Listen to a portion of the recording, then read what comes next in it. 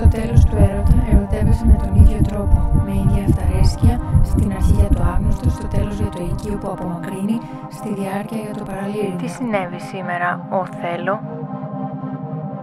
Εκ προμελέτης εκτέλεση αυτού, του άλλου, του εγώ, του υπερεκείνου, του υπερκείμενου φελού της άνοσης, εκ προμελέτης βουλιάζεις και μιλάς για πνιγμό λάθος στο σπίτι του κρεμασμένου.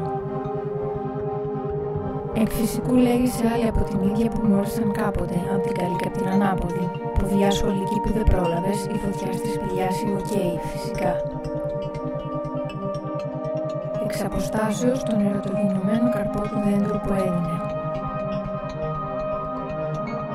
Τα κύτταρα μένουν πάνω στο λίπος και το λίπος πάνω στο ύφασμα, στο πόμολο, στον άλλον, αναμειγνύεται με άλλων προηγούμενων, δεκαετίες πρόσωπα και εσωτερικά όργανα, χρόνια τώρα προσπαθεί να μαζέψει σαν άστεγος από διάφορους κάδους κάτι για ανασύνταξη σώματος, δέρματος και εξαλλοτρίων τα ίδια, αποτύπωμα από το φλιτζάνι τον καναπέ, τον έναν το σώμα, ένα το σώμα, δύο σώμα, τρία, από την παπλωματοθήκη, την παιδική και κυρίως ενήλικη, με πολλές επαλήψεις να συλλέξει το δέρμα, το κυταρικό του αρχαίγωνο, το αρχετυπικό τραύμα σε πολλές ερμηνείες, το άρωμα. Να χαράζεις λέξη με ανυπομονή.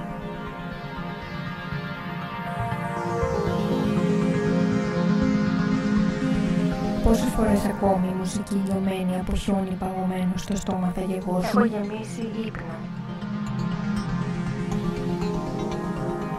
Ποτέ το πρόσωπο του ρομαντικού δεν έχει τόση ενέργεια όσο το σάλιο μας, είπα. Που είναι λίγο να αντιγεύεται μόνο η γλώσσα, ο ουρανίσκος και τα λατισμένα χείλη ενός ώμου και έπειτα μια σφιχτή χειρονομία χεριών για να υπονοήσει πεδίο και νόηση σε λευκή παγωμένη κόλλα χαρτί που ονομάζεται χιονοστιβάδα, πολτοποίηση λέξεων. Σε κάθε μικρό ψέμα υπάρχουν στις άκρες του δύο τεράστιες μισές αλήθειες.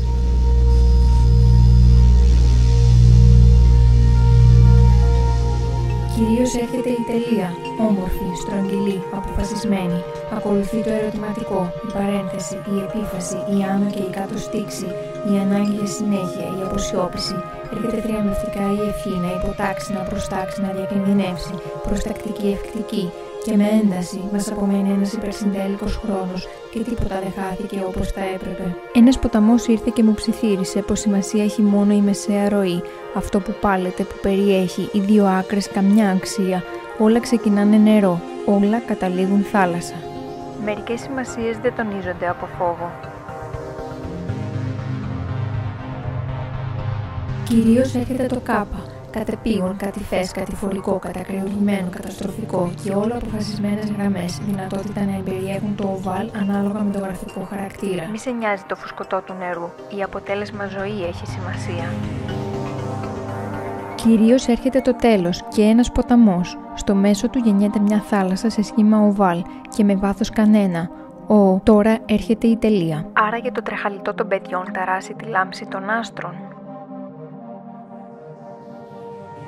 Έχει υφάλαινα ήλιο, από τίποτα δεν περιέχομαι, υποβάλλομαι σε μια καθημερινή φορεσιά του εγώ, από το όχι εγώ γίνεται το εγώ και πολύ πιο πέρα συνάντησα την κυρία με τις αφέλειες, σε ένα δέρμα γαλάζιο που ήταν όλες οι γυναίκες στην άκρη του πάντοτε.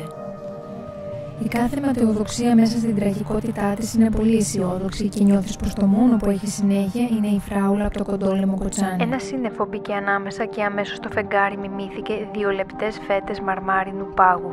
Η συμπίκνωση, η πύκνωση πυρακτωμένη και διαμπερής, το σημείο τήξης, το σημείο δράσης, το σημείο 0, το άπειρο σημείο, το σημάδι που αφήνει πυρακτωμένο ασημένιο, χάλκινη φλέβα, πρόσθετο χέρι, αποκριοπηξία χαμένο προπολού και κομμένο από το λαιμό. Κάποτε το σημάδι στο μέτωπο, στην κοιλιά και κυρίως η τήξη στα γενετικά υγρά.